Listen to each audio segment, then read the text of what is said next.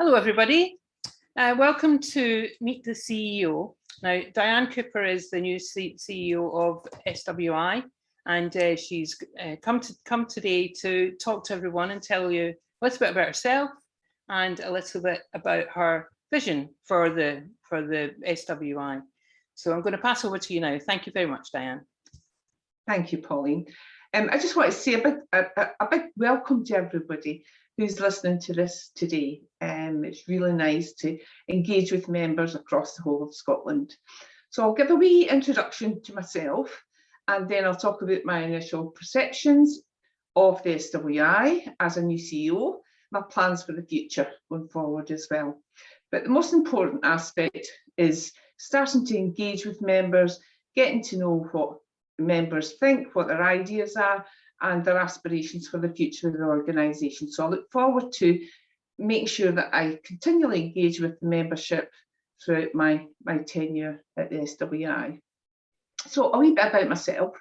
I'm a Bathgate bairn. I come from West Lothian. I have a husband, Drew, who's a Dundonian, and I have a grown-up son who lives in Estonia, of all places. I'm one of 5 sisters. My dad was a baker, so we all learned to bake and cook. In fact, we did everything creative from a very early age. So we had our own little mini institute, to be honest with you. We're now 5 middle-aged women, and we still learn, we still share, and we still have fun. So I absolutely get it. I understand what the power of women bringing together, what can that achieve for everybody involved. My experience, just so as you know, I come from the charitable sector in Scotland. Most of my career has worked in the voluntary sector. I have leadership experience in membership organisations. So I work for the Federation of Housing Associations, a membership body for social housing in Scotland. I was responsible for a multi-million-pound income generation stream, which avoided relying on membership income into the organisation. And it's quite important as a membership body to think about other income streams so that actually fees could be looked at in the future going forward as well, and not being so reliant on fees. I also work for the Association of Chief Officers of Voluntary Organisations. Again, another membership body, but it's for charity leaders in Scotland as well. My role was to turn around the organisation into a sustainable organisation, again, very similar, so that it didn't rely on membership fees coming in. More recently, I was Partnerships Manager for the Open University in Scotland. And this role was about partnership with external organisations and supporting people who were furthest away from education. Regardless of their age, qualifications and background, we ensured that we provided them with accessible skills to better their life for the future. So working for membership organisations, I'm a member-centric person. I know that actually serving members is central to everything we do, or at least it should be. So my initial perceptions, observations of the SWI.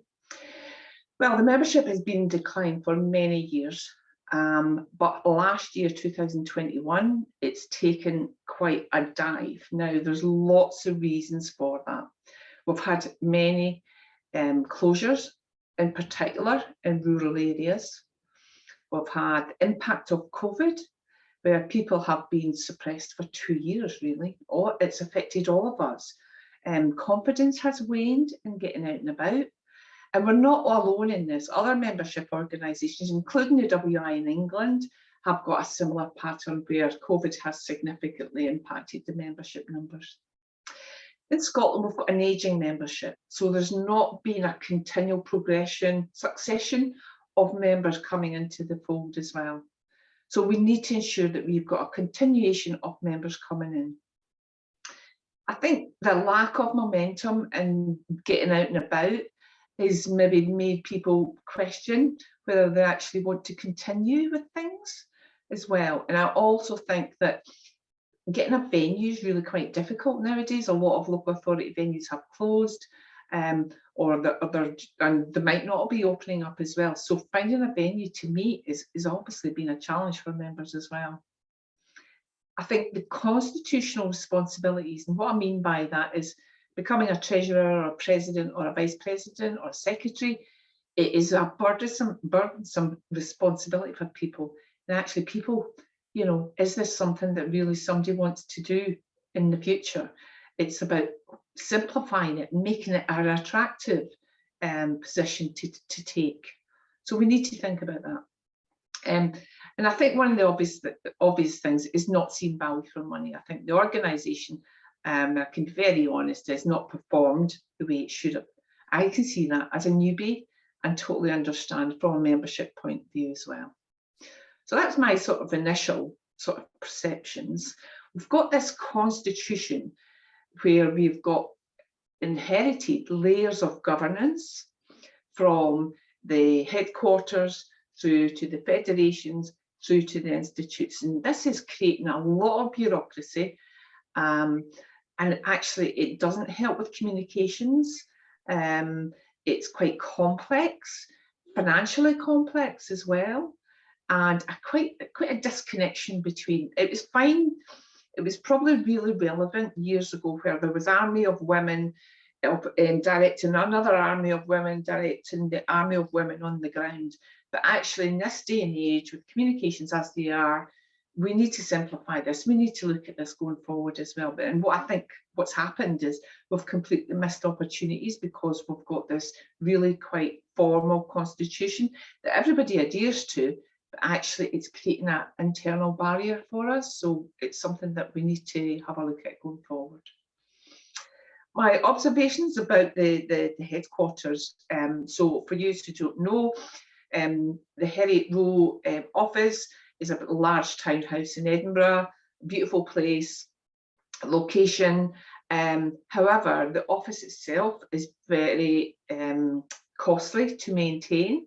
It's old-fashioned, it's not accessible, and it really is not a sort of a fit for purpose place for having member events or for staff working on in a modern sort of environment. So we need to think about that going forward. Our overheads in the organisation, we need to look at that because a lot of the resources in the organisation is paper-based. So we need a lot of staff to be able to, you know, sort of process paper-based application forms, for example, and actually rewrite them into an electronic format. So it's a really quite intensive and takes a lot of effort to put all of these things in place. Even down to like processing checks. I mean, it's really costly for an organisation to process a check nowadays as well. So we need to think about all these different things and reduce our overheads. The office itself is full of stuff. It is full of historic artifacts, precious things, royal things, beautiful craft work and mementos from the past 100 and odd years. So we need to think about, you know, we need to preserve this, we need to protect it for the future and actually make a story about it. And I'll talk about that later on.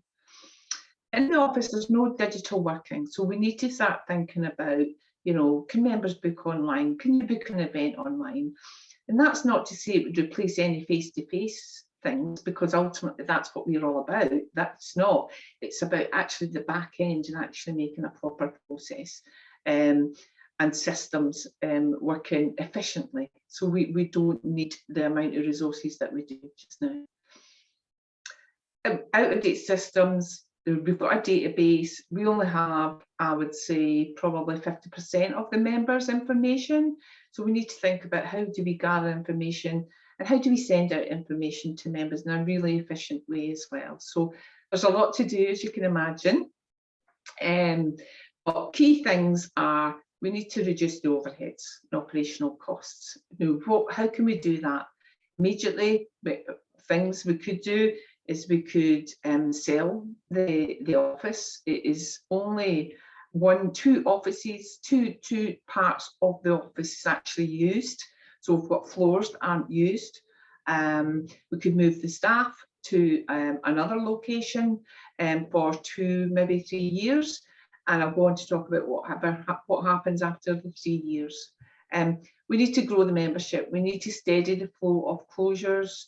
We need to have early intervention when it comes to closures. I mean, we don't know until we get an email saying we're closing. So we need to engage in a much more early stage if there's any issues that need to be addressed, or if there's any problems that we can solve as well.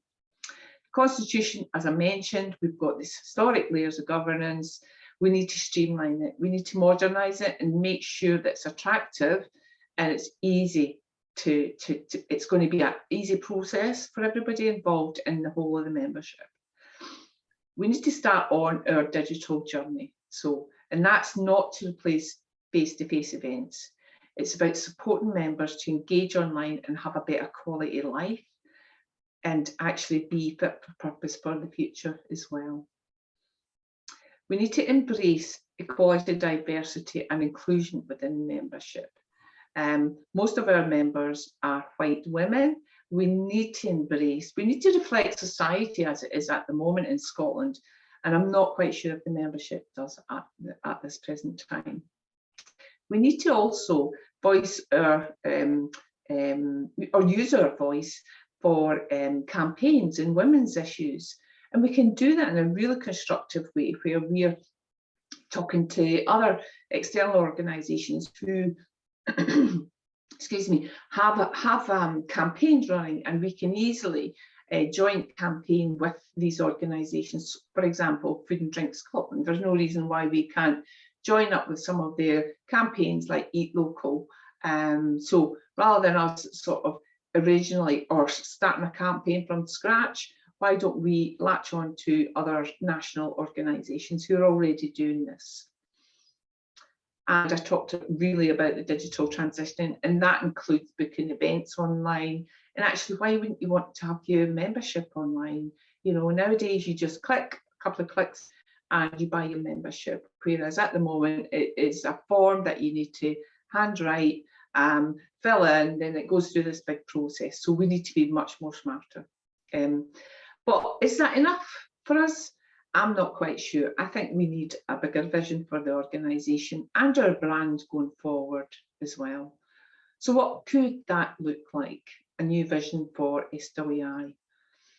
Well, I think that we are an important organisation. I think we are credible. People know what the WI stands for. But we need to be attractive for the future generation to be able to survive in the future as well. And we want to attract out with the country. We want to attract interest from European international interest as well. So what could we do to sort of have a vision that is potentially going to make us stronger and make us fit for purpose for the future? So one idea that we have discussed, and it'd be good to get members' feedback on this, and please feel free to email me as well, is that we could potentially think about opening or developing a women and a visitor learning centre in Scotland. This would be a flagship landmark in Scotland, open to all women, regardless of whether you're a member or not.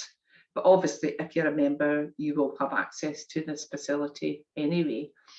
This would provide us with an opportunity to curate and preserve all our history from the last 100 and odd years into a much more sort of cultural experience, a visitor attraction where you can come in and you learn all about the history, and you have an enriching experience.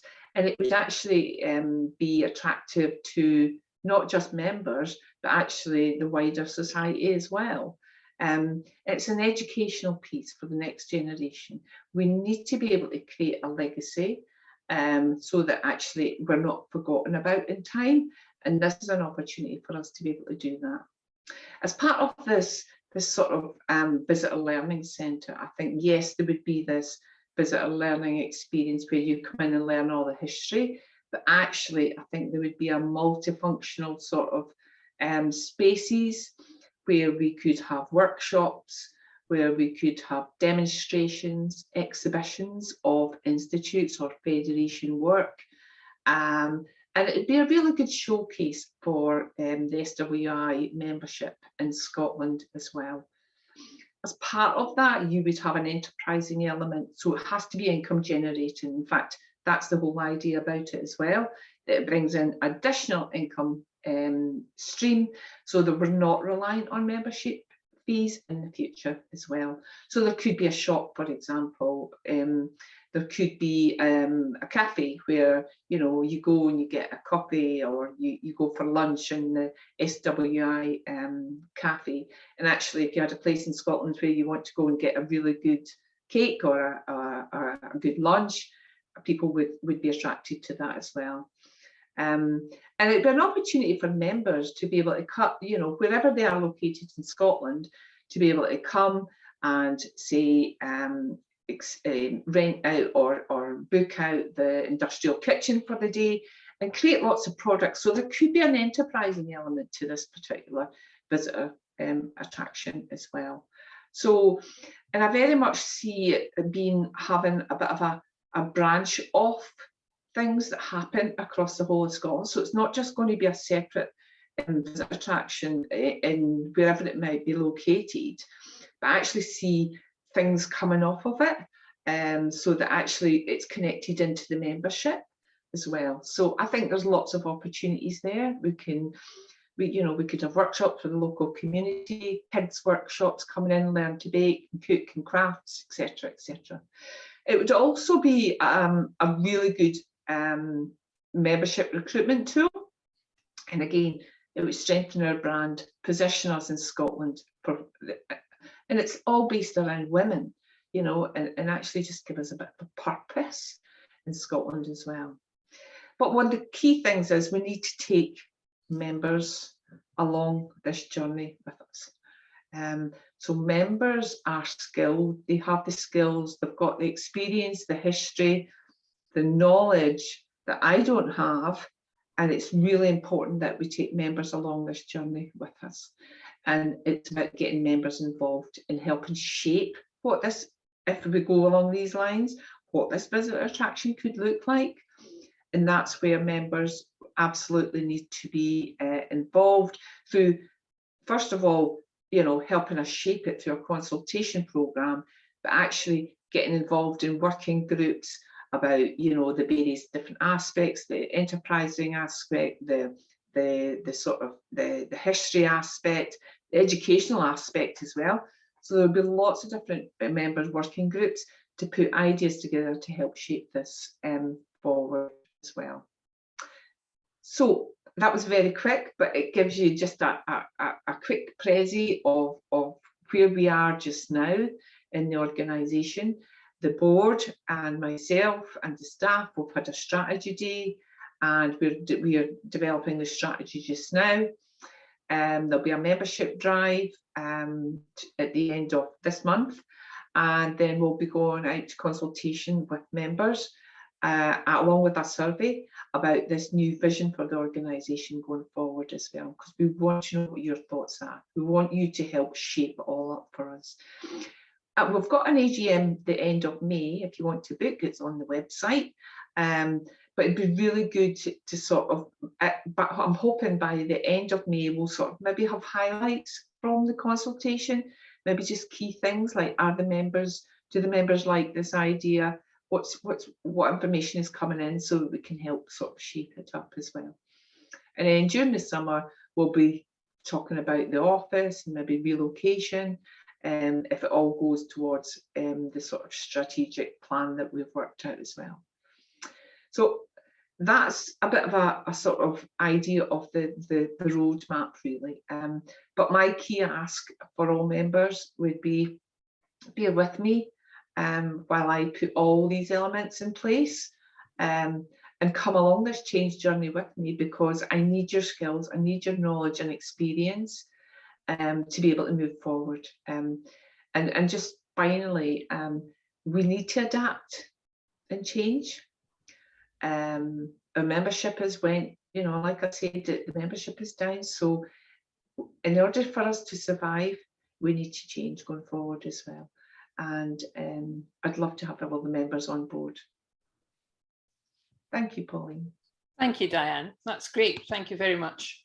I suppose I'd like to just ask a few questions that members have already raised with you, because obviously people that weren't involved in the actual events won't have heard the answers to those, and a lot of people won't have heard the answers because they were asked in different sessions. So, so I wonder if I could ask you. Now, you mentioned going digital, and you mentioned a transition. Are you expecting, because I know a lot of people like to fill in forms, handwritten forms, are you expecting that to change quickly, or is that a slow process? That's a slow process. We need to ensure that we are an inclusive organisation. So if members aren't online, we need to be able to provide them with access to be able to communicate with us. And that might be through other methods, you know, it might be handwritten methods, or it might be emails, or it might be videos, or, you know, podcasts, or loads of other different ways. So no, it won't happen overnight. So we're not asking members to automatically go digital, because that's just not what we're about. We need to ensure we're inclusive. But it will happen over, say, the next 10 years or something like that, because that's the way, you know, things are going. But it's really important that the current members that we've got, we keep and actually we engage with in a variety of different communication channels. And you're helping people do that with the SWI Chromebooks, aren't you? So those Chromebooks are going out to, we've got digital champions around the country, and we've also got many members who've just received a digital an SWI Chromebook. And yes, tell us a little bit about them. Yeah, absolutely. So basically the Scottish Government are looking for the whole of Scotland to get online at one point. And so they've been doing this for maybe a couple of years. And I think probably COVID sort of pushed it along a wee bit. So they provided us with Chromebooks for the members who want to get online. And it's really good. I mean, we've got so many different examples of members. Some are, you know, they're 90 year old and they're on a Chromebook. And at first they were quite resident. And they were like, oh, no, I don't know about that. But actually they've ended up being. But there's members who just are not interested. And that's absolutely fine. You know, everybody's different. And it's making sure that by the time, so we're very much in our infancy when we're starting the digital journey, you know, and over a period of years, maybe 10 years down the line, you know, I think society and the membership will probably be online and communicating with each other. But that's not to say that that would not replace face-to-face stuff, because that's what we're all about. But it's another way to communicate in different other ways as well. Yeah, great. And you talked about consultation. What will that consultation look like? Yeah, so the consultation, we've got an independent company who are going to do the consultation with the membership. But what we having to do is support the infrastructure of how they can communicate with the membership. So there's going to be a variety of different ways in which we will communicate with the members. So we'll work through the federations to ensure that there's a cascading out of the consultations, but there'll be, you know, sort of, there'll be events on it, there'll be focus groups, there'll be an online survey, there'll be a written survey, there'll be telephone calls. And what I'm trying to do is actually make sure, regardless of what situation you're in as a member, you can communicate on the consultation if you want, to ensure that we try to reach as many members as possible. And so we're making it include. I keep going on about inclusive, but it's really important to me to make sure that all the members are heard and not just the ones that are online. It's important to make sure that actually everybody has a fair chance to get involved and to help shape the strategy going forward as well. Yeah. Now, a few people brought up the fact that does the visitor centre, if there was a visitor centre, would it have to be in the central belt, or could it be in a different area? Yeah. To be honest, at the moment, I would say we don't know where it's going to be.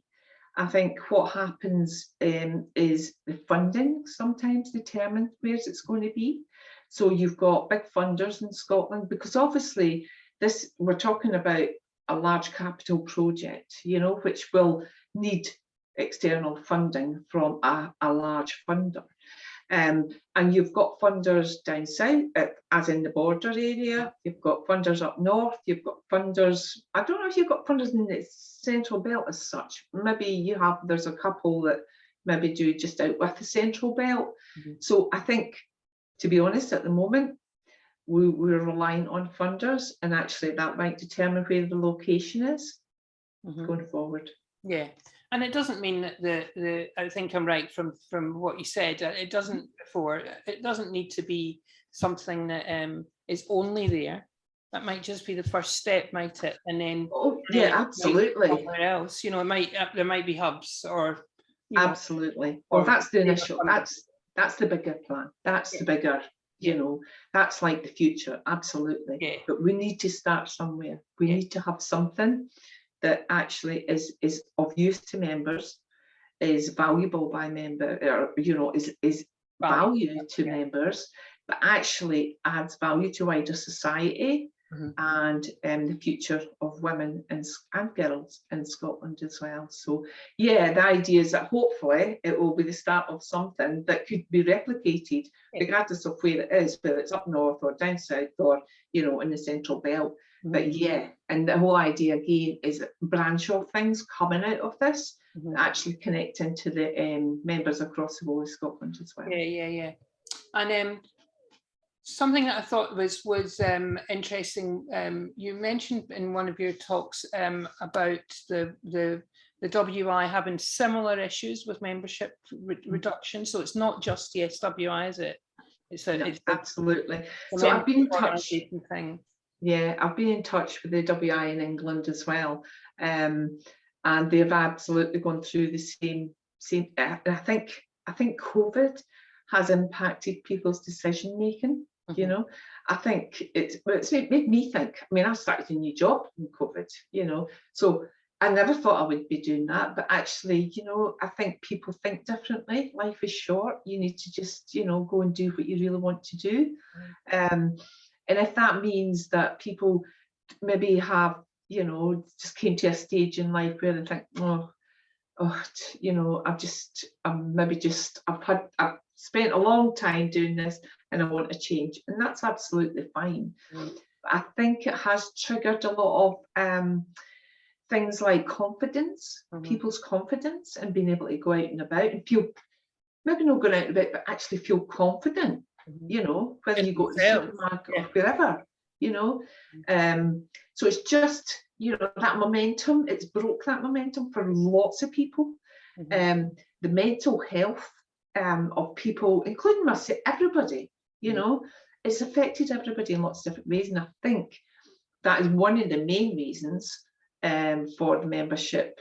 I also think, the performance of the organisation needs to be improved going forward as well. Members have to be at the forefront of what we do, everything that we do going forward as well. And this is also an exciting time, because hopefully we've got COVID more or less sorted, hopefully. And then it's an opening up time that people can go, okay, and we can all get much more involved in life again, just having a nice life. Absolutely. I mean, I'm excited for the future. I am for members, because we've got an opportunity to just change and do something that we really want to do, that makes a huge impact in Scotland, and actually bring quality of life to all the members, and meeting each other again and enjoying the activities that they do. We will be looking at our events going forward as well, and make sure that they are of value to the majority of members rather than the minority of members. So we will be reviewing all that as part of the consultation. There'll be a survey, because we need to be looking at that as well. So I think it's quite an exciting time for the organisation to just be refreshed. Yeah. And that leads me on to people were asking, you know, how do we make ourselves more attractive to younger women? Because obviously that's been an issue for a while. So I suppose all of the thinking and all of the consultation will be about how do we do different things, and how do we attract people? Absolutely. So there's a few things on that. Apart from the consultation, obviously we want to gather all that intelligence in from the members, and all that knowledge and experience, but we're actually starting to do a few new things that is not being done before. So for example, at AGM we've got a member panel where we've got a variety of different members from different areas in Scotland talking about key things that actually is of benefit to the wider membership. So we've got somebody talking about how they secure funding to be able to do a project. We've got a member talking about a thriving institute, but they've got too many members. And they're at a position where now they're like, oh, we can't take any more members. And you know, so, and there's other ones, can't remember, oh, there's one that's going to talk about all the work they do within the community. And there's other ones going to talk about various different things. So it's all about, you know, a question and answer type thing where you've got a panel, and it's about actually talking to each other as a membership and learning from each other, and actually raising awareness of all the different work that's going across in Scotland. Yeah, great. And another question that came up was the fact that a lot of people miss the word rural in the name when it went from Scottish Women's Rural Institutes to the Scottish Women's Institutes. So what's your take on that? What do you think of that? Obviously I wasn't here when all of that sort of changed. However, you know, members, we have institutes who have a name for themselves.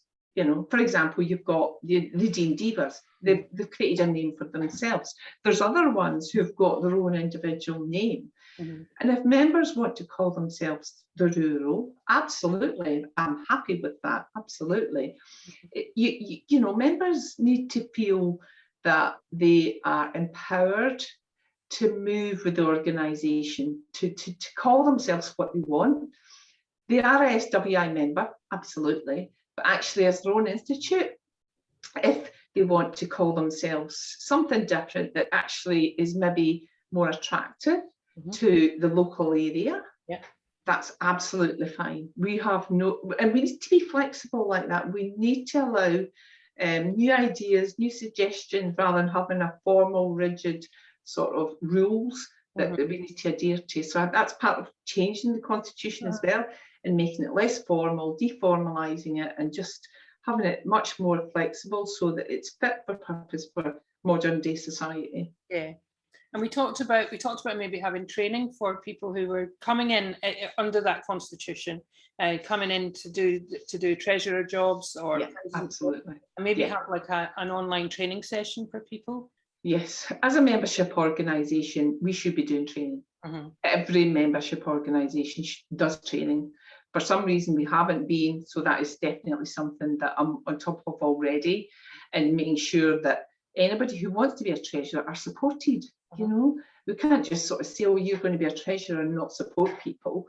And you know, it's just provide, and it might take the form of having like a training, but actually having a peer group of treasurers, so they can all share their learnings and what's best practice. And you know, there's loads of opportunities there for us to do things, you know, going forward. Great. And how can members get involved then? How can they get involved and kind of, you know, galvanise behind some ideas once all the consultation's done? How can everyone get involved? Yeah, well, as part of the consultation will be that question in there. It'll be like, what would you like to get involved in, so that we've got an understanding of the quantity of members who want to get involved in specific areas, because that will help shape up what these groups, what these focus groups, what working groups might look like in the future. So we'll be asking members directly which areas they would like to get involved in, so that they've got choice in helping shape all of this. So what would you like members to take away from this this conversation?